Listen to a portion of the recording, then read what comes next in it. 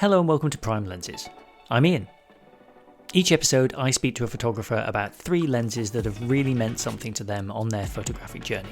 Perhaps they use them every day in their kit bag, in their professional work, or maybe these are the things that they reserve for themselves in their spare time for their personal photos. Perhaps attached to a camera they used as a child, or perhaps ones that got away, never to be used again, maybe attached to a defunct film format or an iPod Touch even. My guest today is Julien Pasternak. I came across Julien actually via someone else's work I like.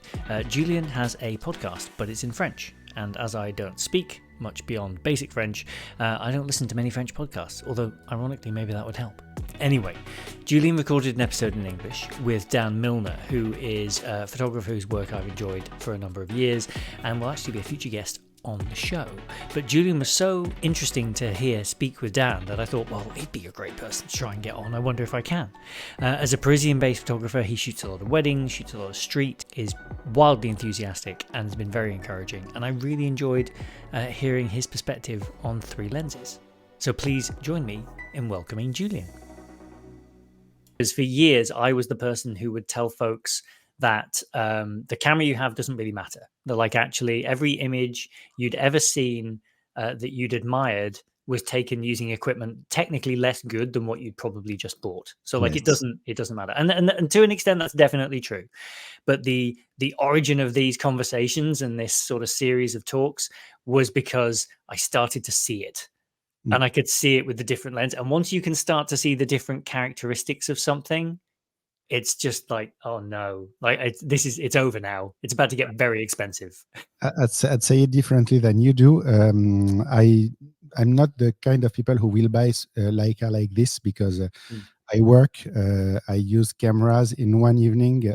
My camera gets more shots than a normal person would do on the whole life of his camera. Yeah. So regular people buy a camera, and after 2-3 years, it's 5,000 shots. One evening, it's 5,000 shots. So I can't afford a Leica for this because if I buy a Leica, it's an M10 and the lenses and everything, and it's dead in 1 year. I usually, my cameras, I change them every 3 years.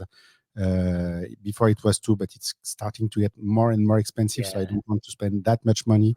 So I try to make them last longer, but I can't justify buying a Leica, rationalize, not justify. Rationalize buying a Leica, but I understand that it's the kind of thing that can make you want go out more.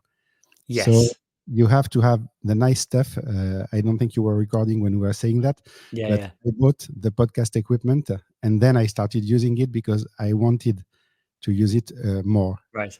Yeah. And maybe, I don't know, probably I would have continued making the podcast, but maybe I would have stopped just because I didn't have the investment and the nice things to use, and I want to use it. I pressed record. I'm excited, you know. Yes. Yeah. No, it does. The tactility, I think, is a big deal of it, a big part of it as well. Like finding a thing that speaks to you. You know, that like you just enjoy, and you know, my one of my previous cameras is like probably one of my favorite cameras of all time. Like if I could only have one, is the Ricoh GR, the GR3 specifically, which just for. I like small portable things. Like I like to be able to move quickly and sort of be fleet of foot and things like that. And just the versatility of that thing is just unreasonable for its size, for the performance you get from something of that size. Like that Fuji, the X100 that's now out makes me very excited for another GR. Right, like that would, because that size of sensor, or that kind of performance of sensor, but in that really tiny package, like Ricoh have to be working on something. It's working. It's working enough. I have the X105, so the version V. I'm not really wanting to buy the 6, even though it's the same. I work on XT5, so it's the same sensors. I feel it's slower, but I'm not using it the same anyway. And there's one thing I love with my X100V. It's dented everywhere. I always have it outside. It's never inside the bag. It's on the bag or in my hand. I don't have a neck strap. I have Peak Design released something, you put your Yeah. fingers on the side, Hmm. and then you just have it hanging Yeah. on your hand, and you take pictures. So either it's in my hand or on my backpack's strap. Mm. So it's always getting in the doors everywhere, and there's a Yeah. lot of dents in the camera, and I Yeah. love it, and I don't want to Yes. change just because of that, and I will change the day it doesn't work anymore, Hmm. but I'm hoping it lasts very, very long. Yes. There are many like it, but this one is mine. Like it's Yes, quite, yeah. what you just said. I 15 years ago I bought a sports car, and Mm. it was very exciting for me because it was a lot of money. It was Yeah. my dream car, and about two 2 days after buying it, I had an accident, and Oh, I was very, very pissed. yeah. And the girl I was dating at the time came to me, and she wanted to make me feel better, and she said, "At least now it's yours." Yes. Yeah. Yeah. My first big motorbike when I was learning to ride bikes, and I got my first 600cc bike. The night I got it, it was a new bike, and I dropped it and scratched the Yeah, engine, and it was like, well, there we go, it's done yeah. now. No, Like you say, it kind of helps a little bit. I must admit, my most of my equipment I tend to buy secondhand. I tend to yeah. buy used stuff, and then you're inheriting a little bit of the kind of imperfections and things anyway. I think that's probably good, and then you can just get that out of your system and then get out and use it. Like the first time you dent something or the first time you scratch it. I like being the one who make the scratches because it's memories. You Yes. remember the time you dropped the camera, the time you fell in the water with the camera, Mm, which happened to me. yeah. You remember. So the camera obviously is not working anymore, but Yeah. I still have it somewhere in my house, and I won't let it go because obviously I can't sell it, but it's a memory, and I love Mm, it. yeah. No, super important, I think, to save those things up. Where does your journey then with photography start? Like, what was the first camera you held and used, and Oh, that kind of got you obsessed? so the first camera I had, it's in front of me. It's an old Mm, Kodak.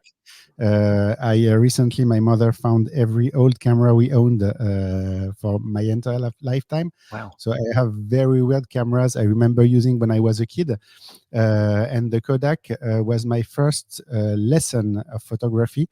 It was when I was a teenager. I still have a newspaper article that's somewhere on my website Mm, mm. of me as a teenager taking a photography lesson and learning Oh, to wow. develop uh, the film. So at the time, I was not ready probably Mm, for that, and it was expensive, and my parents were not willing. I was changing hobbies every week, as a mm. good teenager has to do. So Yeah. one week it was piano, the other week it was photography, the next week it was guitar, then it Yeah. was basketball, then it was Hmm. soccer, then it Hmm. was something else. So at some point, photography could have stuck at the time, but I think my parents saw that it was a big investment and Yeah. not willing to buy a big camera for me changing my focus a few days later. Sure. So it had to go. It had to go away, which was for the best because 20 something years later, I was working in real estate development, and I had to leave my job. Mm. Uh, and chance, the luck, not chance, luck made it that I left with a big check that Right. allowed me to see things coming and decide what I wanted to do. And I thought that I could take 2 months for me, Mm. for my for what so doing something that I wanted to do, Yeah. but never got to do. Yeah. And in the end, it was photography. So I had two uncles that were into photography. I went to one and I said, okay, I want to get into photography. What can I do? What do I buy? And he said, okay, you go. So it was the Canon EOS 650. Hmm. So Rebel Yeah. 3. Yeah. Yeah. It's always changing, but it's Hmm. really the entry level camera. I bought that. I took photography lessons because I didn't remember anything from when I was young, Hmm. and I started doing photography as an amateur, like everybody started. And at the same time, I was leaving real estate, so I got back into real estate as a flat hunter. Mm. I rented an office from a friend of mine who had an agency that makes events agency. Hmm. Yeah. One he knew I loved photography, and one day his photographer was not there. He said, "Come, Uh-huh. make Yeah. pictures for me." So I was paid like 5 beers that night, and I loved it. And Yeah. I started doing more and more frequently pictures for him, and then I got paid, and then I got paid more, and then it started. And in 6 months, I made more money in photography than real estate, and that's how it started. Not the passion, but the work, Yeah. because Yeah. it's two distinct things with me. And Mm. my story is 2011, I start working in photography, and 2019, COVID, really fall in love with photography, Right. which Was is it? Yeah. crazy. It's not usually not this way, but it was technical. It was a fun job, Hmm. and I wanted to be a photographer without knowing what it meant. Yeah. Yeah. You see what I Okay. mean? Yeah, I think so. Yeah. It's lovely that you've always had that separation as well of the part of this that you love and then the part of this, because I've noticed it with these conversations where those that work in photography have their work equipment and their work gear, but then they have the one that's kind of for them. And Yeah, that's what's so nice about this conversation is that there's there's there's the things you're talking about there, but there's that deeply ingrained origin story of those first cameras and the connections with yeah. family and the connections with people. And yeah, what was it about the time that you had that we all had in 2020 and sort of like through the pandemic, that was it just that you could focus more on this one thing without other things, or you needed a focus, or It's never just a clean cut. Mm, It started a few years earlier. So I told you I took photography lessons. It was mm, it's not really a company. It's association. I don't know the English word. mm. People doing like kind of a public service, but Ah, right. still you're paying something, Mhm, and they pay the teachers. So after a few years, I went to a photo fair in Paris, and they had a stand there, and I went to them and I said, "Hi, how are you?" And he said, "What are you doing now?" I said, "I'm a working photographer." mm, And they said, "Okay, so you should come teach for us." So I did. So it was like 2017, 2018. And I started working with them, and I met other photographers, which had never happened before. mm. And the thing you have to understand, I was coming from real estate, which is a very competitive and mean environment. Right. So to me, competition is someone to kill, not Yeah. Right. someone to at the time, not now. Yeah. Yeah. It was competition in the bad way, which means Mm, if you are in front of me and you do the same job as me, I will crush you. yeah. That's the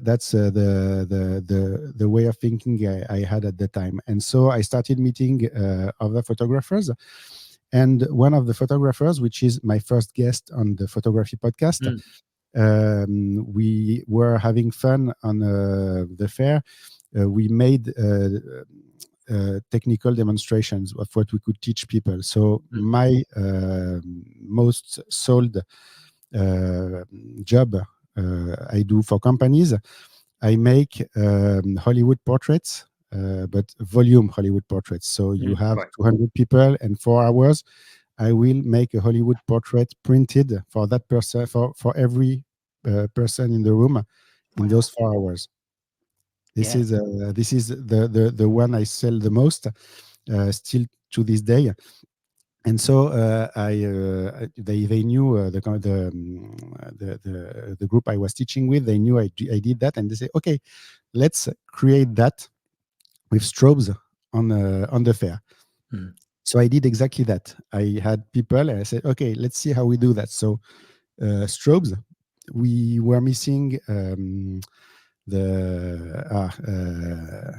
trigger, the or trigger. Yes, yeah. Yeah. because they forgot, because I didn't Right. take my stuff. They said, we bring everything, you just bring Ah. your camera. They forgot the trigger, and they forgot what you fix the strobe on the stand with. Yeah. They forgot everything. So Oh it no. was really with rubber tape, Yeah. so Yeah. it Yeah. was, I had paper for focusing the light. It was Right. really Wow. hell, you know. Yeah. And the idea was, we'll teach you to make a Hollywood portrait with nothing, and we really had nothing. Yeah. So I had to be very creative, and I managed to do that. And there's one guy who comes to me, and he was another teacher, and he was the friend who I made the podcast with. And he said, "Okay, I'm doing Polaroid Mm. lesson. Let's see if we can combine our two workshops." So we made Hollywood portrait with Polaroid.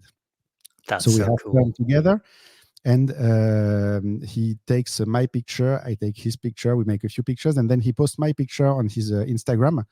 And his girlfriend calls him and said, "Where do you know Julian from?" And she Huh. was actually a very good friend of mine, which I've worked in photography a few years back. And so we started to talk, and I realized I didn't have to kill him. I could like him. He could be a good friend, and he became a great friend after that. And this is what started the shift, Right. from photography being purely a job, purely technical, and purely business, and making money, and never thinking about something personal, to Mm. meeting people that open your mind. Yeah.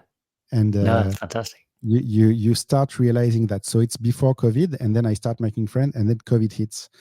And with the group of friends I made, we were doing street photography, Mm. which was just a way to learn new tricks for me from other people. And when COVID hits, every job stops. I Yeah. want my camera staying in the bag for like 2 months straight. Mm. And I was starting the podcast, so I was already willing to learn more things, but it was only starting. And after a few months without the camera, I felt the itch, that I was missing it. Mm. So I started in France. We had like 1 hour, 1 kilometer. Yeah. So I started doing that. I call that 1H, 1K, 1 hour, 1 kilometer. Hmm. Hmm. And it was digital. So I decided I had 36 exposures and not one Right. more. Nice. And that's how I started really loving photography. Mhm. It took only 10 years. Yes, as it turns out. Yeah, yeah, yeah. I took something recently. I've been trying to be good at taking pictures, and it's not my job. It's one of the things I say a lot on the podcast. I'm unburdened by this being my profession, so I can just enjoy it, which is why these conversations are kind of like nice and loosey goosey. Um, but I was talking to someone recently, and they liked a photo I took of them, and I just messaged them out. I was like, "Well, I have been trying to do this for 17 years. So Yeah. if at this point they weren't good, like that would be tragic. Yeah. I would have to keep trying, you know." You ha- But you- but you're always learning. That's the yes. thing. Mm. Oh yeah, I look at images I made even 2 years ago, which I was really proud of, and I now Yeah. look at them now and I see things that I would do differently and changes I would make and Yes. things like that. Always, I think Yes. that's good. I'm very glad as well, because when you started talking there about the killer instinct that you'd had at a previous point in your career, I was like, oh no, like I'm a rival podcaster. I'm about to get eaten. I learned that, but that's something, it depends on where you're raised. I was raised in real estate, Right. and real Yeah. estate is a. I could tell you horror story about the guy Mm, sitting in front of me with a knife in my back. You know, mm, I, yeah. I could. This is we could talk about payback also later in the podcast, because I learned a lot about that. But it's how I was raised, that everybody is competition. And Yes. when you start like that, anywhere you go, you have to apply what you know. So Mm, thankfully, I was good at selling. yeah. So it was not all negative, but this part was not great, and it took me a long time to get rid of it. Yeah, yeah, no, it can eat you up, I think, if it's not channeled in the right way. But it's funny you mentioned competition, because your first lens, as a segue into the kind of the Yeah. conceit as to why we have these conversations, is the Olympus, the Mu, which I had a Canon MC, which was my first point and shoot 35mm, which I think was a competitor camera to those Olympuses at the same sort of time. Talk me through how Probably that I, came on. I still have it. I can show it to you. It's Yeah. Oh, right brilliant. here. It's this one. Yeah, yeah, yeah, And, it's this lens. Is it? It's no more battery, yeah. but it's It's this one. So it's one of the first cameras I used. I really used. It's the camera from my teenage years. Yeah. So when I started making pictures of my travels, of my friends, of my life, Mm. of everything, it's this camera. I have my cousin's bar mitzvah in Jerusalem when I was Wow. 18. It's probably this camera that made all the Yeah. pictures. I still have the album somewhere around Hmm. in my bookshelf. Yeah. But it's the camera that made all this, and it's the first time I made memories, really, Mm. which I didn't used to do before.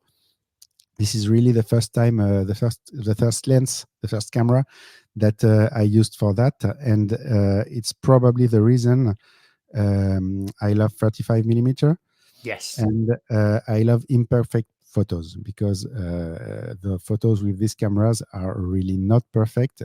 They are No. more often than not in focus, so you have to pay a lot of attention to that because you don't really have a way to know. So this is this plus two other pictures what define my taste, Yes. what I make, and Yeah. it's not perfect, which can be a problem sometimes with some clients. But I love this look, Mm. this Mm. imperfect look. Yeah. No, I'm the same. I have, so hang on, mine's on my shelf. It's but it's the same thing for me where this 35 millimeter f2.8 Yes, I love is it. is what I think of as a photograph as well. And so Yeah, now on my M is sitting in a bag over there. It has a Zeiss 35 f2.8 yeah, because that's my favorite focal length, and as you say, it's imperfect. It's sharp in the middle, but it around the edges gets this incredible kind of vintage feeling bokeh, and it's sort of a little bit irregular and it's a little bit unusual, and you get this lovely thing of. And then the previous camera I had was a Sony A7, the original A7. uh, My favorite lens that never left the front of it was a 35 Zeiss 2.8. So I think it's sometimes that first contact that you have with the medium kind of is indelibly marked on your brain and you it can't is, ever but leave. you can still forget it because for a long time I was not shooting 35. Mm, Is okay. another story. Still the same trade show on photography.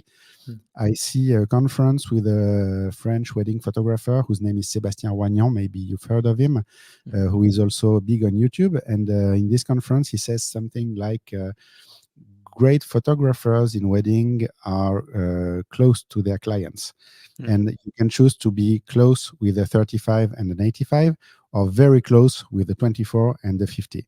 So mm. I choose to be very close. So I thought that Right. guy knows what he's doing, so I will do the same. And I shot for years weddings with these lenses, Mhm. and I was never happy with what I got. Right. And I couldn't say why. And I hadn't realized that this was what defined me. Mm, And I made a workshop with fearless photographers. It was Hui and Tyler Verken. I don't know right. if you've heard of him, Rings a who's bell. great on photojournalism. And he looks Mm, at my pictures and he said, "Why are you shooting 24?" So it was Fuji 16 and 35, yes. but it was equivalent to 24 and 50. And he says, "Why are you shooting these lenses? Clearly, it's not your the way you see the world." And Uh, I said, "What I told you." It said, I saw a wedding photographer saying this, and he said, "Yes, it's good for him, yes. maybe not for you." So I Mhm. tried his way, and it got a little better. But last year, I found my perfect combination, Mm, which is not 35 and 80, it's 35 and 50. mm. Okay. And it's the same. I did 35 and 80 for a very long time, and I was making 10% of the pictures with the 80, and I Mm, was never, never, never happy with what I shot. And last year, I made a workshop with a French photographer called Eric Bouvet, that you may know, who's mhm, in storybooks, is one of the best I ever met. And I had the chance to discuss with him a few times. And what I love about the guy is he will never, never, never pull any punch with you. If right. you're reviewed and the guy is nice to you, you're never gonna learn anything. So he Yeah. doesn't pull any punches, and I got punched a lot, and it was Right. in public. There were 20 people who were like, Oh wow. oh my Yeah. god, what is he telling him? He's going to cry. And I was like, no, it's okay. And he looked at them and said, no, I know he can take it, so it's okay. And so we talked about lenses, and he's always been using 35 and 50 Mm. because he sees the world in 35 as I Hmm. do, but sometimes you have to have a little extra reach Yes. and to get a cleaner picture. And 50 is enough. Yes. And if you need an 80, you have it in your bag. And for the one time you need the 80, you go get the 80, you put it on your camera, you take the Yep. picture, you put the 50 back. Yes. And since then, I've been working 35 and 50. And I think maybe I will say otherwise in 3 or 4 years, but I think I found my range. Yeah. Yeah. Or at least for now as well, which I think is Yeah. like, because that can taste can change over time. It's so funny though, because my bag for the last year has been a 35 and a 50 Mm, pretty much all the time, unless I go to events for work or something and we're very close, and then I'll put a yeah. 28 on because you don't know if you've got room to move around, you know. But like, yeah, that's so interesting. And I have a 90 for those situations, a bit like you're talking about having an 80 or an 85 or whatever. It's like for those situations when you need it, it goes on and then it comes off Exactly. again. And You have to have a range because you don't yeah, know what you're going to find. yes, If I'm on a dance floor, of course, I'm not at 35. I have mhm, equivalent to 16, yes, which I put on the camera, and then I take pictures because I get very very close to people. yes. But the rest of the time, if I do anything, it's 35 and 50. Yeah. Oh, fantastic. On the subject of feedback, because I think I discovered you via Dan Milner, who I think Yeah, is another person who I appreciate their candor. You know, yeah, I've exchanged emails with him very briefly a couple of times, but like what I love about the video production he makes and like the blogs he writes about photo composition and his kind of approach to photography, I think it's refreshing that yeah. it's quite straightforward. Some would say a little bit brutal at times, but I think that's probably what we need. This is if you can get good feedback that is not harsh. Mm. This Yeah. is something I'm really I'm sure it cannot work any other way. You cannot have somebody be nice to you and you learn something. You have to Mm. learn getting hit. You know, Yeah. if you want to be good at street photography, you can't learn while watching videos Mm. of shitty photos because there's not many videos where the people can film themselves, make good pictures, teach you something. It doesn't Mm. exist. I've watched Yeah. a lot. I always stop in the middle now. I stopped following most of the guys that are famous for this right Yeah. now because I'm a positive person. I try to be a positive person. I haven't always been, but I'm working on Hmm. this. And the thing is, that's the thing. I'm sure I cannot learn if Mm. people are nice to me while seeing my pictures. I want to know what doesn't work. That's what Eric did for me, Eric Bouvet. Mm. I had 20 pictures to show. The ones that were good, that he considered good, yes, okay, that's Yeah. good. Okay. Yeah. And then he arrived on two pictures. I know they don't work, but I keep them in my portfolio because I like them, because I like the moment. Right. And then he started and he said, okay, what is this? What Yeah. is this? Why is this? Why is this here? Why? And then you understand your picture. You thought it was okay. It's not Hmm. okay. You, Yeah. you, you see? And then he arrives on another picture that I can send you if you want to show it. Mm. It's a picture I made while doing street photography with another friend. And actually, when I work with event agencies, and they often hire comedians. And one of the ones I see most is a fake paparazzi. So Right. you have an event, and there are fake paparazzis which use Mm, vintage camera. I want to kill them every time because they use vintage cameras and flashes, yeah. and they destroy them just playing Yeah. with the Oh. cameras. And so I arrive and I take the picture of the fake paparazzis in front of the Grand Rex in Paris, which is a very famous theater. Mhm. And the picture was good, and I like it. Not much to change, but it's not made a big impact. I Mm, love the picture, but it was never impactful on people who watched it. And he arrived and he said, "You have to crop the picture." mm, Why do I have to? He said, "There's a square." So one of the guys was wearing a white badge mm. on his shirt. He said, "This, you have to get rid of it, and you have to crop tighter. And then when you crop tighter, there's a girl in the background that you didn't see before, and now you see her, and she's looking at you, and you make eye contact." And then I reposted the picture, and it worked much, much better. Yeah. And it's a very, very tiny crop. Yeah. So But it just have, refocuses it just that yeah, much. Yeah. but you have that feedback. My wife, she says, "Oh, it's great. I love the Mm, picture." mm. Cool. My friends, they say either I don't like, or it's okay, but they don't want to be the ones that hit, that hit Yes. you Yeah. with the bad news. Yeah. So sometimes you have to have someone like that. So Eric did that. Daniel is doing that, but the thing is, he's interesting also. Yes. You can be mean and uninteresting, and nobody will uh, will follow you, or you can be harsh but interesting, and because you are interested in what he has to say, you listen to the rest. Yeah. Yeah. No, it's I've also enjoyed watching his transfer into becoming like a birder as well in Yeah. the last few years. Like his change, the things as interests change, like you were saying about evolving and sort of your work progressing as well. That's Mm. really cool. How have you found kind of being a podcaster and talking with people, having these kinds of conversations with creative people, not just that one with Dan? I mean, I don't speak enough French to be able to follow the other episodes, but like, how do you find kind of those perspectives? How do they land with you? Have they moved your practice on a little bit as well? A lot. So I view it. I have an article in French on my website about that I may get to translate someday because Mm, I often refer to it. It's called the Lego photographer. mm, So Lego, I think it's universal. The name, yeah. it's little bricks.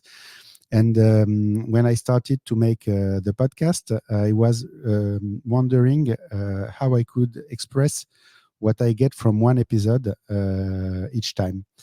And one thing I learned, I made a lot of workshops about wedding photography and event photography in general. And if you take notes, and you let some time pass and you come back to your notes, you realize 95% of what you've heard you have forgotten, Mm, and you remember 5% at most. So often you remember one little thing that changed in your photography. So they say something like, "We're gonna learn to make a shadow or a silhouette," and you learn that the silhouette cannot be good unless it's very separated, mm, unless you understand the movement, unless you understand the shape, and then you remember this and you forget everything that was around that. mhm, And so at the moment I was thinking about that, my kids were playing with Lego, and they had each. I have three kids now, but I had two at the time, right. and they each had a plate, a base Yeah. plate, Mhm, and they mhm, had a lot of colorful Legos, and mhm, they were taking the same Lego but not placing them at the same spot. And I thought this is exactly what the way I learn. So you have an empty plate at the beginning, and then you take the technical aspect. So you have aperture, you have ISO, you have every technical bit that you can find, and you put them in place. And some people, they start with aperture and they only make aperture for a while, and that's the way they learn. And shutter speed and ISO, it's another in another place. And some people start with shutter speed, and every once in a while you found one person that starts with story and not technical.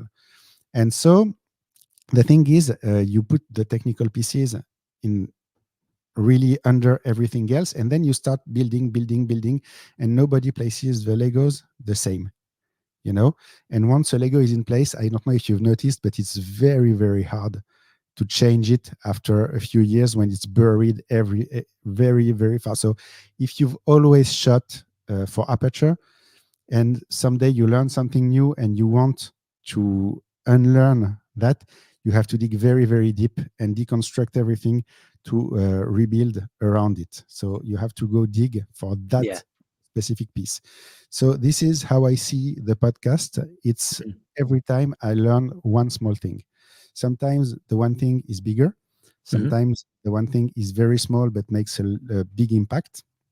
And so every person, I'm looking to deconstruct them into tiny pieces of Lego that the listener, which is originally me, because it's very selfish doing a podcast like that. Yes.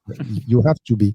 If you're not interested in what you want to sell, you Mm. know, asking the questions, you're not going to be interesting. So you have to be Yeah. interested. So what I try to do is understand how me I will learn something, and then some people will learn something else, because I throw a lot of I'm looking for the word. I throw lines, a lot. Mm.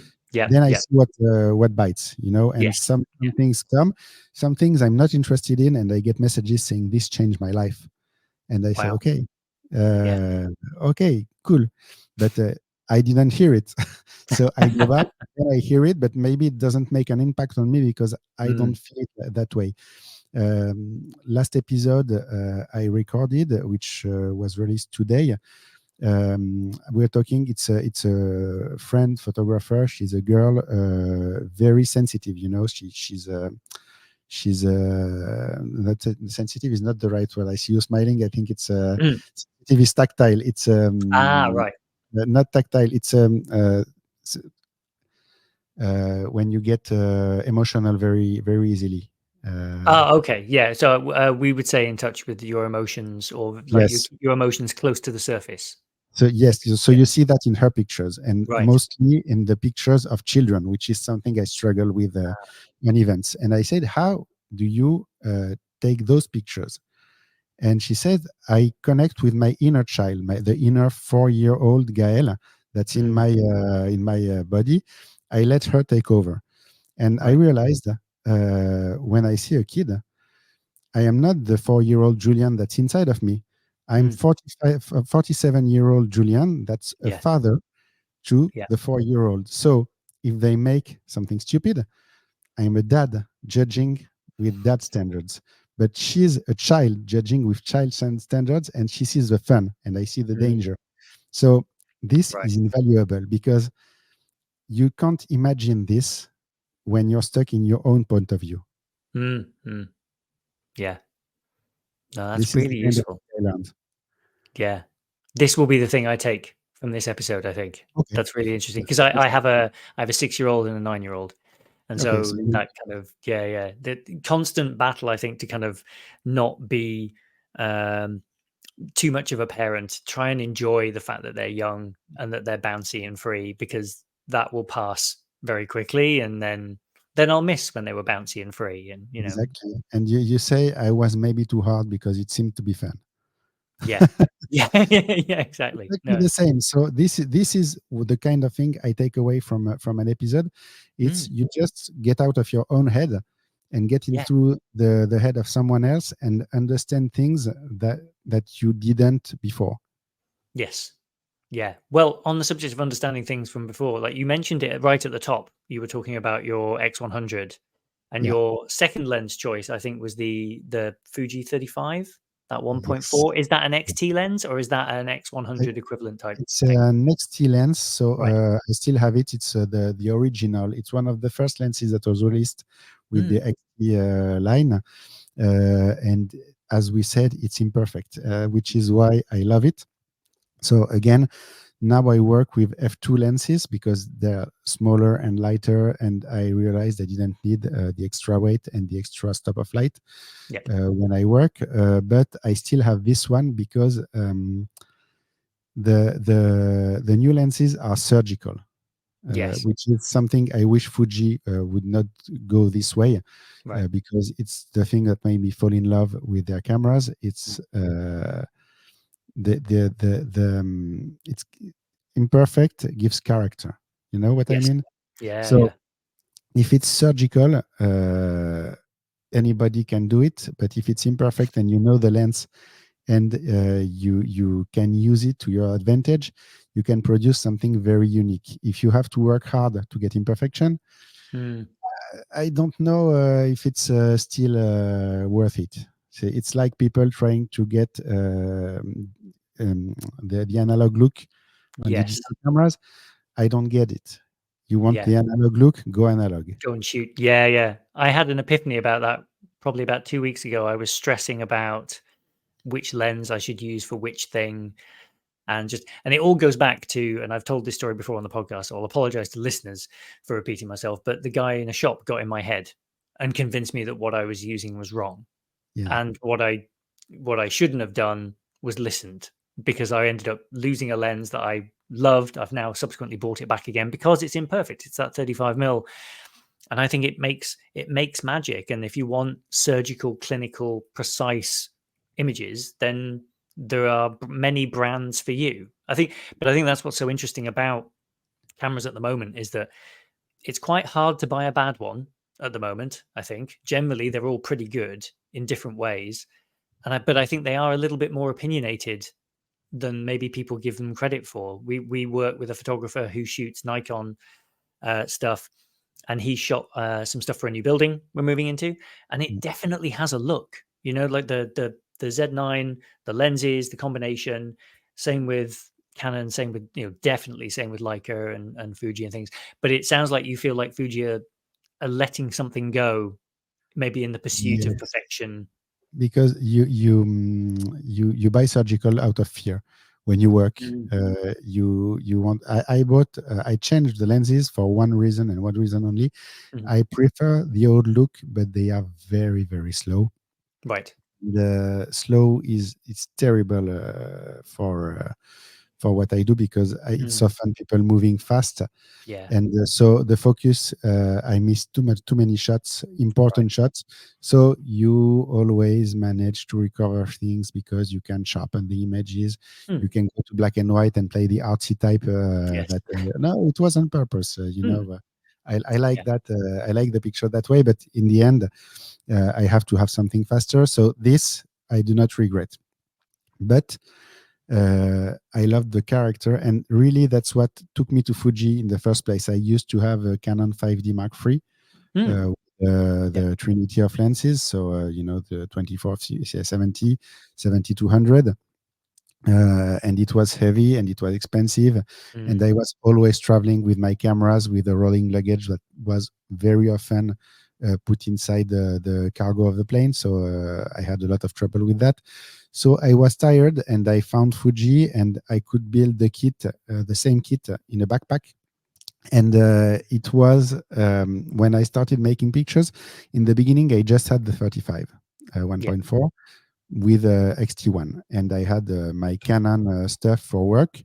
And sometimes during the job, when it was quieter and I had already done what I had to do, I took the XT1 with the 35 and I started making pictures, and they were very different, Mm. very very different. And the other ones were very sharp, and the pictures with the Fuji, they were imperfect, like with the Olympus. Mm. Mm. And I found this, not thinking about it, just looking at the pictures, I felt it. Yeah. It was magic, a magic moment. I felt that I had found my cameras. Unfortunately, I made a lot of video at the time, so I couldn't switch to Fuji straight Right. away. But with the XT2, I sold every Canon gear, Yeah. and bought everything Fuji. And it was started for me working only Fuji. Yeah. Nice. And is it about then that you picked up your X100, which sounds like is your kind of the goat for you, It's like the yeah, it's really the goat. So it's not at that time Fuji XT1, XT2. It was 2015, 2017. right. The X100V, when I when I was stuck in COVID, Mm. I didn't work, and so I started to use my cameras a lot more for personal work. So it was working cameras. I had a lot less work, but I still had some work. Mm. And I took the cameras out. So when I'm out in the street, I have the camera on me, around me, or on my bag. And so it takes a lot of hits. Yeah. And I thought maybe it's not a good idea to do that with my work cameras, Yeah. Yeah. which the You rely stupidest on. thing, because you destroy your camera and then it doesn't work when you need to. So I said I need something just for personal things, and I started looking, and it was either the Ricoh or the Fuji X100V. But I missed the only thing I missed from Canon is the optical viewfinder. Yes. I Yeah. love not seeing what the image will look like, because you have to think about it more and you Yeah. have to pay more attention. It's too easy with electronic viewfinder because you Yeah. see exactly what you're getting. Hmm. Sometimes you Hmm. make a mistake, you don't think about it, you forget to push one button or the other, and you have an Mm. unexpected result, which makes you discover something. Yeah. I wanted that, and I got to try a few years later because I got friends with the manager at Fuji. He lent me the X Pro free for a month Right. during Hmm. summer, which I used for every job I had this summer, and it was the most fun I had working at the time. And I didn't buy it because the at the moment I was changing cameras, they were releasing the newest sensor, newer everything. It was the XT5, and I wanted performance for work rather than fun. I wish Yeah. I could have both, Of but at course. the time you're speaking, it's 2 years later, and they haven't released an X Pro 4, so it's not happening right now. But the X100V became my everyday camera, Mm. which I have all the time on me, and it's working also because it's very small. It's Yeah. bigger than a Ricoh GR, Yeah. but it's still very, very small compared to anything else. Mm. Even an XT5 with the smallest pancake is still bigger than that. So you Yeah. can have it in a bag all the time with you, or in your hand all the time. So people look at me all the time smiling, because I always have a camera with me. I'm that person Yes. in entourage. I'm that guy that always has Yeah. a camera. I'm known for that. When I go with the classes of my kid to theater, to when they go out, and I have my camera, Mm. I'm kind of expected to make pictures. Yes. Yeah. It's nice to have an excuse to talk to people who are also that person, because I'm definitely that person in the group. But it's funny, it's a leap of faith, isn't it, when you first start making photographs and you enjoy it. Those first times that you arrive at events, or arrive, like now, because I've worked at the company I'm at now for 4 years, and now anytime we have a summer party or a winter party, people come to find me because they know that I'll have an instant camera with me, either a Polaroid or an Instax. Hmm.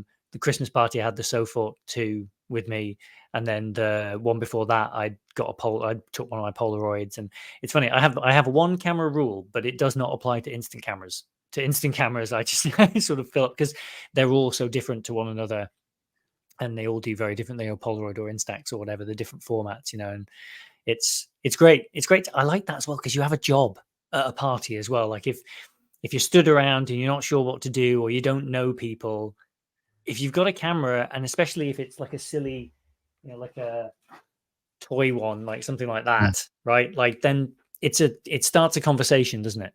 Any camera works. I've worked when I started working. I've worked in nightclubs, Mm, so you can imagine that you have to talk to people, and it's a very complicated environment yeah, to discuss with people. And what I realized, when you start talking to someone you don't know, it's not normal situation. yeah, You're abnormal for going to talk to someone you don't know, and it's very weird. And they have a startup time, which is, what the fuck do you want with me? yeah, In your head, that's exactly what's happening, and you have like 10 seconds when you see clearly that person thinking that and mm, wondering, will you ask me for money, ask me Yeah. for a date, ask Yep. me for a drink, ask me what do you want from me. The camera makes you normal, because if you have the camera in the club, you are someone who works here, Yeah. and you are allowed to talk to Yep. people. Yep. And strangely, so when I work, it's always the same. I'm the photographer. I'm allowed to talk to anybody. I'm allowed to be anywhere, because the camera opens a lot of doors. Sometimes it Hmm. closes doors, but Hmm. most of the time it opens doors. And in the streets, it's the same. You can talk to people because of the camera. So sometimes it's less nice than others. Mm. Sometimes people are aggressive, but still they talk to you. And if you can manage, you end up having a real conversation with them. But the Mm. camera makes you normal most of the time. Or if it doesn't make you normal, it makes you abnormal. But still, it's a way to start a conversation. Yes. Yeah. People know that they've got an idea of what to expect. There's a frame of reference. You're Yeah. different. You're different, and you're trying to capture pictures, so they know what you want from the Yeah. beginning. So Yeah. sometimes they welcome you, sometimes they don't. I Mhm. remember working at the nightclubs, a famous footballer who I loved because he scored an amazing goal for France at the Euro 2000. Mhm. So if people know soccer, it can only be two players. And I wanted to just go see him and say, "Hi, yeah, yeah, great! You scored the winning goal. Thank you. You're amazing." And Mhm. he saw the camera and said, "No, I don't want you to come close to me." So All right. this is a conversation anyway. So Mm. I got him to talk to me because I had the camera. It was negative, but Yes. if I had gone to him without the camera, probably he wouldn't have noticed me. Yeah. And then you Yeah. can Yeah. start talking. Yeah. No, it's interesting. Did you manage to get a photograph in the end? Did he relent, No, or was no, no, he? no. No. He was still playing at the time, so Yeah. soccer player at a party was not a very good No. combination, and so I No. respected that, and I loved the guy because he scored that goal, and I was on my couch standing and shouting, and I will always love him for that. Yeah, I often ran into former French soccer players from the Mm. national team, and I always go to see them. But you see, I saw Lilian Thuram last year in a Right. cafe. I didn't have the camera with me, Yeah. and I went to tell him thank you for the goals against Croatia, Mm. uh, final World Cup, and he Yeah. didn't notice me. Ah. Uh, I didn't have Yeah. the camera. If I had a camera, maybe he would have been more wary, or I don't know, Yeah. but maybe that would have struck the conversation. Yeah. Yeah. No, exactly. That's really. It's interesting that you're using the challenge. You know, you're using the environment. Many people I think would talk about that as a negative. Like, people notice me with the camera, and oftentimes when you hear people talk about photography, they talk about things being discreet. Mm. You know, Ricoh shooters like the GR because it's small and it's very quiet. Um, One of the reasons I justified upgrading my M was because the shutter was quieter. I've never thought about using the obviousness of it, or using the downside as a, just making use of that rather than trying to hide it. You are allowed to make noise, but maybe it's because the podcast also taught me that I Mm. sometimes now record the podcast in public places, and Mm. it started with Daniel Milnor. Yeah. We recorded on the Champ de Mars, just Yeah. behind the Eiffel Tower. And now I go to cafes and I get the recorder out, I get the microphone out, I get the stands for the microphone out, and we're in the middle of the cafe and we're recording, and people look at us and Yeah. they wonder what we do. And when you have something so specific, Yeah. it's crazy because they wonder and they want to talk and they want to know. And where I record is a cafe near the Maison de la Radio in Mm. France, which is Right. where the biggest radio stations are.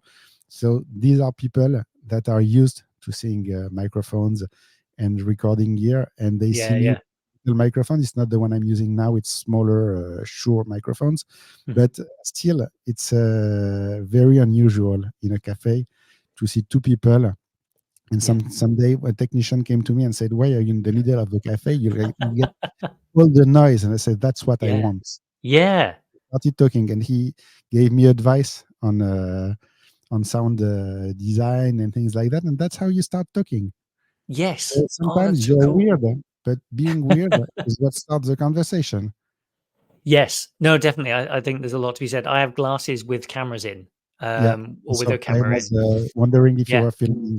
Yeah, no, it's the Snap one. So they don't really have the battery for recording for long periods and stuff. And I have the Ray-Ban Wayfarer ones as well because I think they're really interesting. But the thing about the Snap ones that's great is that you capture things that you wouldn't normally capture. But again, it's a conversation starter. People who notice, sort of, you see them on calls like peering into their webcam and going, is that a camera?" And then they're in, and I can then wax lyrical about why I think it's cool and having pictures, pictures taken Yeah. on your face and the way it makes you feel. But it's interesting that you kind of have chosen in many ways to go in that direction of making some of the episodes, putting a bit more of an environment in there and things. It's What do you find it adds? it's not that it adds something. It's for me. Okay. I love photography because it gets me out of my house, Uh, because you go to see the world.